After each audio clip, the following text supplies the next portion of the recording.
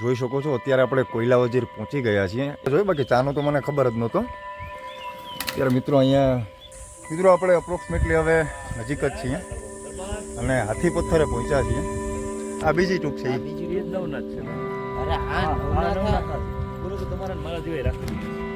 ઓહો પદભાઈ ગજબ ઊંડી છે. જોઈ નાખો.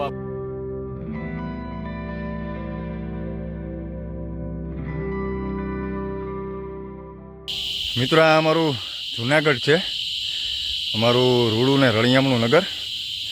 અને હું જ્યાં રહું છું ને મિત્રો એ તમને ઝૂમ કરીને બતાવું છું કે જે આ ગ્રાઉન્ડ દેખાય છે ને તમને, આ ગ્રાઉન્ડ દેખાય છે ને જે, તો આ ગ્રાઉન્ડમાં જે આ મકાનો દેખાય છે મારે ત્યાં જ રહેવાનું છે. એટલે એકદમ નેચરની નજીક જ છું હું પણ. એટલે મને એમ વધારે ઈચ્છા હોય આવા વિસ્તારમાં ફરવાની. અને કાયમી ઉઠીને મિત્રો આ સ્થળને હું જોઉં છું. દાતાર અને ગિરનારની જે ગિરિમાળાઓ છે એના રોજ દર્શન કરું છું. એટલે એની સાથે એક આવી રીતે હું જોડાયેલો છું.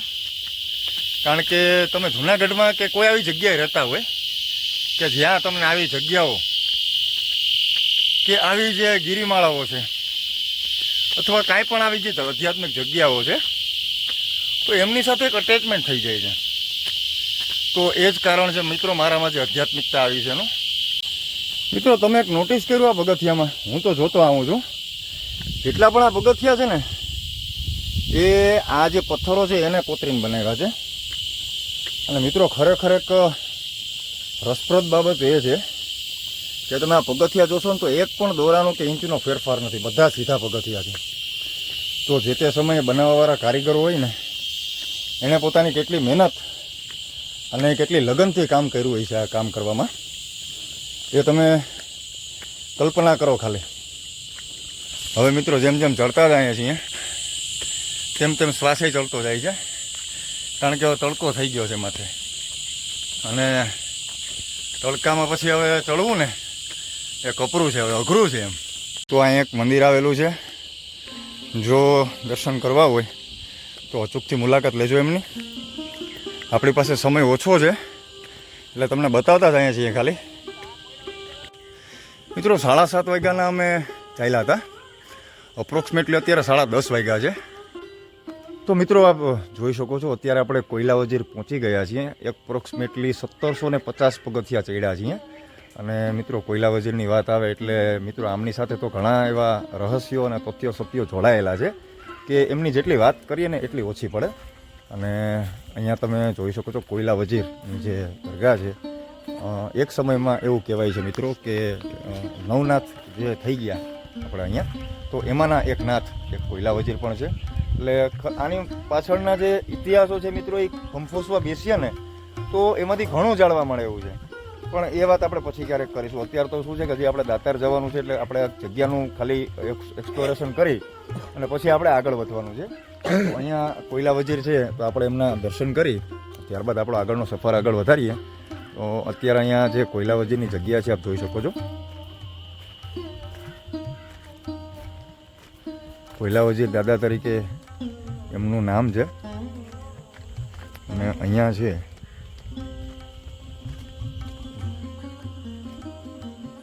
એની મજાર આવેલી છે કોયલા વજીરની.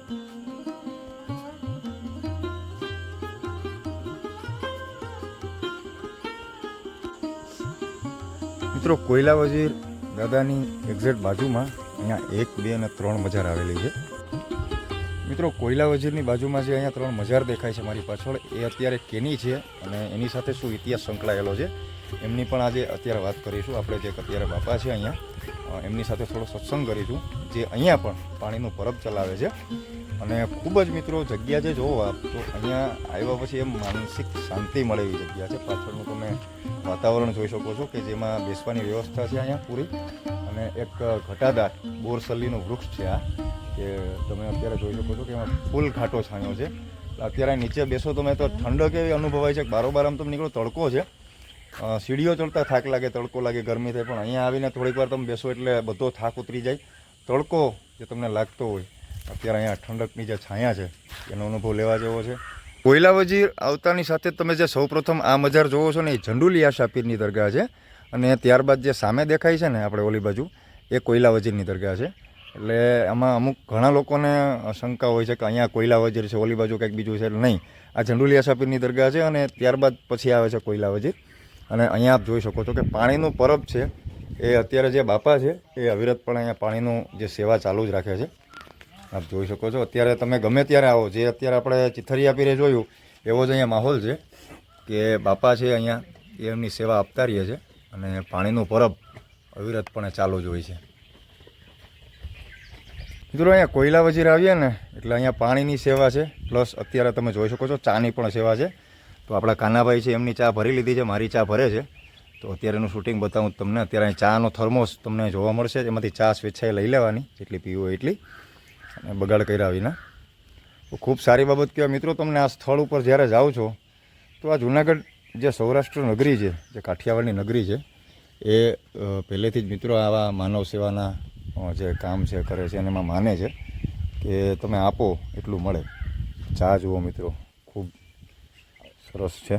મિત્રો ચાના ટેસ્ટની વાત કરું ને તો ચા એટલે ચા છે, આદુ અને એમાં તજ અને એવો ટેસ્ટ આવે છે ખૂબ સરસ મજાનો.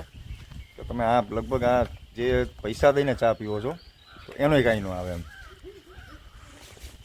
જોયું. બાકી ચાનો તો મને ખબર જ નહોતો.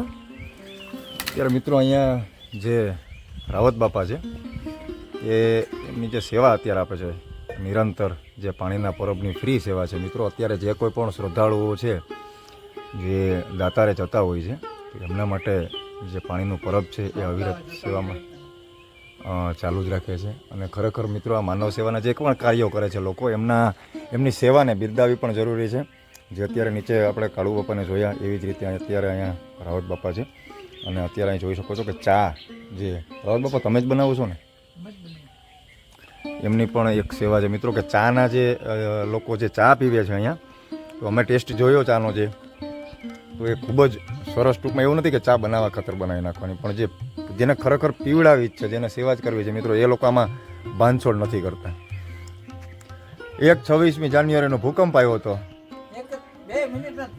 અને ધમરોળી નાખ્યું હતું બધાને, અને એક આવ્યો કોરોના.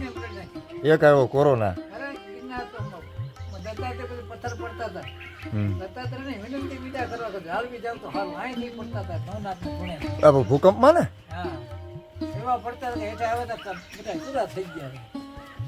અરે મારા મોતને કાંઈ નહોતું કે હમણાં આવી ગયું. જેટલા ભગવાનના નામ આવડતા હતા ને એ બધાને લઈ લીધા હતા, અને હા કે થોડોક ટાઈમ ગયો ને બાષ્પી ભવન, એનાથી ને બીજી ઝાપટ મારી કોરોનામાં સાહેબ, કે હારામાં હારા વાલામાં વાલા સ્વજન આપણી આંખની સામે તરફડિયા મારીને વયા ગયા. માણા એમાંથી શીખ નથી લીધી. ચાલો ડાંગરભાઈ મળીએ પછી. મિત્રો હવે કોયલા વજીરની જગ્યા છોડવાનો સમય આવી ગયો છે, કારણ કે હજી આપણે દાતાર પર્વત ઉપર પણ જવાનું છે. ત્યાં દાતાર બાપુની જગ્યાએ પણ દર્શન કરવાના છે. એટલે સમયને આધીન અને સમયનો જે સ્કોપ છે એ જોઈને આપણે આપણી યાત્રા ચાલુ રાખવાની છે. અહીંયાથી મિત્રો આપણે જો આપણે તમને એક બતાવતા ભૂલી ગયો કે જે કૂવો છે દેખાય છે, આજે જોઈ રહ્યા છો, એ જે રીતનો આપણે ચિથરિયા પીરે જોયો હતો ને એ જ રીતનો અહીંયા પણ એક કૂવો છે, પણ એ ટૂંકમાં સ્વતંત્ર છે, કોઈ પગથિયાવાળું છે નહીં. એટલે આપણે ત્યાં જવાનું માંડી વાળીએ અને આપણા રસ્તા ઉપર પાછા વળીએ. મિત્રો ખરેખર જેટલા પણ તમે ધાર્મિક સ્થળોમાં જાઓ અને જો એવો સમય મળે તો કોઈ પણ વ્યક્તિ જે ધાર્મિક સ્થળમાં સેવા આપતો હોય ને એમની સાથે 5 કે 10 મિનિટનો સમય લઈને સત્સંગ અવશ્ય કરજો. એક મારો જાત અનુભવ કહું છું કે તમારી જે આધ્યાત્મિકતા છે ને એમાં વૃદ્ધિ અવશ્ય થશે. પ્લસ જે કાંઈ પણ ઇતિહાસ રૂપે તમને શીખવા મળશે, જાણવા મળશે, આગલી જે આવનારી પેઢી છે એમને તમે એનાથી માહિતગાર કરશો, એ સત્ય છે. જેટલું શીખો એટલું મિત્રો આ જીવનમાં ઓછું જ છે. તો જે કોઈ પણ જગ્યાએ જાઓ તો એક આ અનુભવ અવશ્ય કરજો. વધીએ આપણા રૂટ ઉપર. હવે તો જોઈ રહ્યા છો અત્યારે જે તડકો છે ધીરે ધીરે એની ચરમસીમાએ પહોંચતો જાય છે, પણ આપણે હવે મૂંઝાવાની જરૂર નથી. આપણે હવે સામે દેખાય છે ખૂબ ઓછું અંતર રહ્યું છે. હવે એપ્રોક્સિમેટલી લગભગ 700 થી 800 પગથિયાનું અંતર છે. આગળ એક આપણી સાથે ભૂપતભાઈ કરીને હતા, એ પણ ચાલ્યા જાય છે. જે અમે કોયલા વજીરા સાથે જ બેઠા હતા. એ પણ યાત્રીજનો અહીંયા ખૂબ ઝાઝા સમયથી આવે છે. જો મિત્રો, એ દર ગુરુવારે એક વ્યક્તિ આવે છે. આપણે તો મહિનાનો કોઈ એવો વાર પસંદ કરીને પછી આવતા હોઈએ છે. હા મિત્રો, ભૂપતભાઈ છે ને એ આ જગ્યાના એક વિશેષ જાણકાર છે. એનું કારણ છે કે એમની જે આધ્યાત્મિકતા છે ને આ જગ્યા સાથે જૂની જોડાયેલી છે, પ્લસ એમનો જે વિશ્વાસ છે આ જગ્યા પ્રત્યેનો એ અડગ ને અચળ છે. એટલે આપણે કહીએ છીએ ને કે આપણે જ્યારે પણ કોઈ જગ્યાની મુલાકાત લેતા હોઈએ છીએ ને તો એમણે શરૂઆત ક્યાંકથી ને ક્યાંકથી તો કરી જાય છે. કેનાથી પ્રેરિત થઈને તમે આ જગ્યાએ આવવાનું ચાલુ કર્યું છે? પહેલી શરૂઆત મારી મેં તમને કીધું એમ ડૉક્ટરની આ રીતની વાત અને 3:45 અહીં લોબાન થાય રાત્રે વહેલી સવારે 3:45 મને ઉઠાડ્યો ઘરેથી અને આભાસ રૂપે અહીંયા જયો. તેથી પહેલી વખત ખબર પડી કે અહીં 3:45 લોબાન થાય અને બાપાએ જ મને બોલાવ્યો. તે દિવસથી એમને સતત એક જ ધારા પગથિયાં ચડું અને મારા અત્યારે દિવસ છે ને એવો રાત બની જાય ને એવા મારા કામ કર્યા. વાહ ભાઈ વાહ. અને મને એમ થઈ ગયું કે નહીં, એટલા દિવસથી વાંય ચડું. મિત્રો, ઘણા લોકો એમ કહે કે પરચા પ્રમાણે જેવી કોઈ વસ્તુ ના હોય. એક વખત જે લોકો આ સ્થળોની મુલાકાત લેતા હોય ને એમની બાજુમાં ખાલી 5 કે 10 15 મિનિટનો સમય કાઢીને બેસજો. એના જીવનમાં જે પરિવર્તનો આવ્યા છે ને એ લોકો એમની વાત કરશે, તમને એક પછી ખ્યાલ આવે. હું મારી વાત વિડીયોમાં ઘણી વખત કરતો હોઉં છું કે મારે આ ચેન્જીસ આવ્યા છે, મારામાં આ થયું છે. પણ ખરેખર મિત્રો આવા ઘણા વ્યક્તિ છે. ભૂપતભાઈ એમાંથી એક છે. અને આ કોઈ એવું નથી પબ્લિસિટીનું છે. હું જે તે જગ્યાએ જાઉં છું ને એ જગ્યાએ મને માણસો મળતા હોય છે. એમાંના એક ભૂપતભાઈ છે.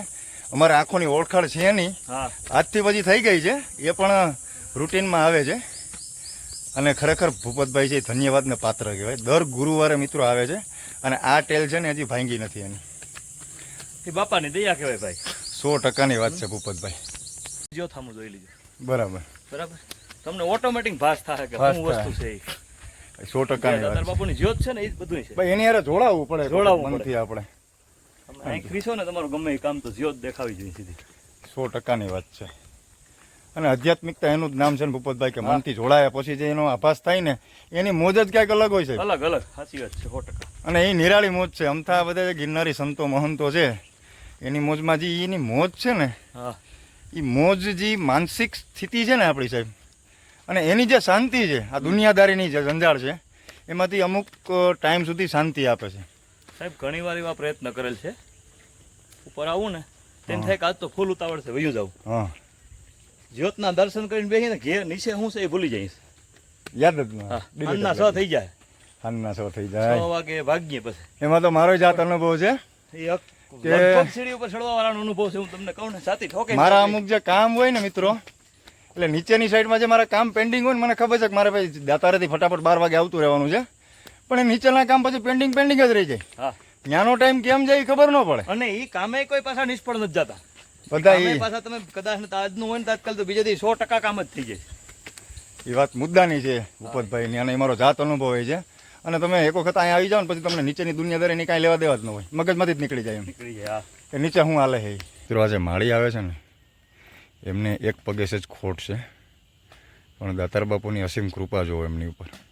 સીડીઓ જે રીતના ચડીને આવે છે ને એટલે એની મરજી વિના શક્ય જ નથી. અમને લોબાન લેવાનો છે ને અમને ઉતાવળ છે. મળી ક્યાંથી આવો? એટલા દાતારથી આવો? આ ઉંમરે તમને ચડતા જોયા ને મેં કીધું ગજબની સ્ફૂર્તિ છે. એમાં પાછા એક પગે તો ખોટ છે થોડીક. એટલે દાતાર બાપુની ખરેખર મહેરબાની તમારી ઉપર પાકે પાયે છે. એનો જોમ જુસ્સો છે ને સાહેબ, ઈ જ વાનું જ છે. વાનું છે મગજ. અને આ દુકાન હલાવે છે નીચે ચિથરિયાપીની બાજુ. ત્યાંથી હાલતા થયા ને ખાસ કરીને તેજ મને કીધું મને કે મારે કે લોબાનમાં પગવું છે. અટાણ જો એના શબ્દ જોયા ને કોઈ તો આપણે એમણે જાજી વાત જ નથી કરી. એને ખાલી એક જ કીધું મારે લોબાનમાં પગવું છે. એનું નામ જ્યોત. મિત્રો આપણે અપ્રોક્સિમેટલી હવે નજીક જ છીએ અને હાથી પથ્થરે પહોંચ્યા છીએ. હાથી પથ્થર મિત્રો આને એટલા માટે કહેવાય છે કે એક જગ્યાએ તમે જોવું ને એટલે આનું એક સ્વરૂપ હાથી જેવું લાગે છે. અહીંયા મસ્તક છે.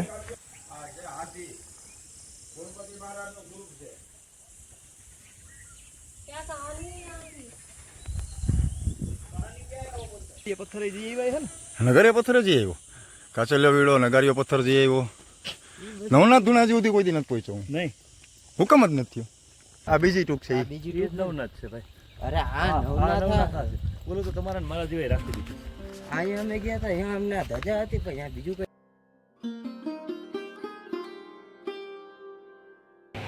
મિત્રો આ ગૌશાળા છે અને અહીંયાથી હવે શક્કરમાની કૂવી કહેવાય છે કે વાવ કહેવાય છે શક્કરમાની, અત્યારે જોઈ શકીએ છીએ. આમનો પણ એક બહુ મોટો ઇતિહાસ છે સાહેબ.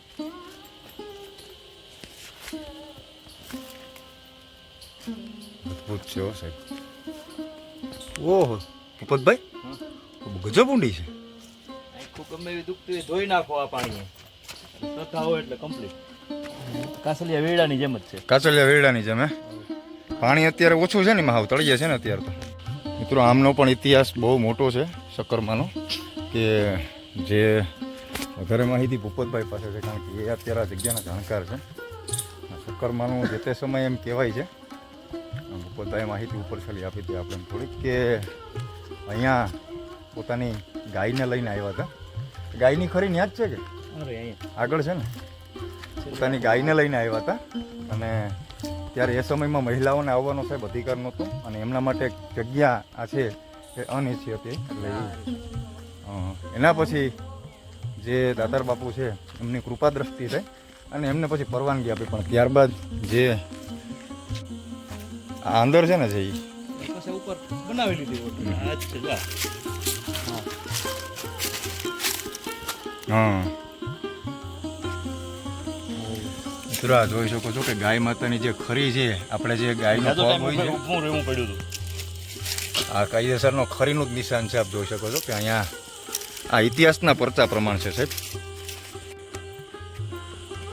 હવે મિત્રો માંડ 50 જેટલા પગથિયા છે એ ચડી જાય એટલે સીધા આવે દાતાર બાપુને ત્યાં. આ ચડવું થોડુંક મુશ્કેલ ભર્યું લાગ્યું, કારણ કે સીડી એકદમ આ રીતની તળાવ છે અને એના હિસાબે અહીંયા થોડીક થાક વધારે લાગે છે.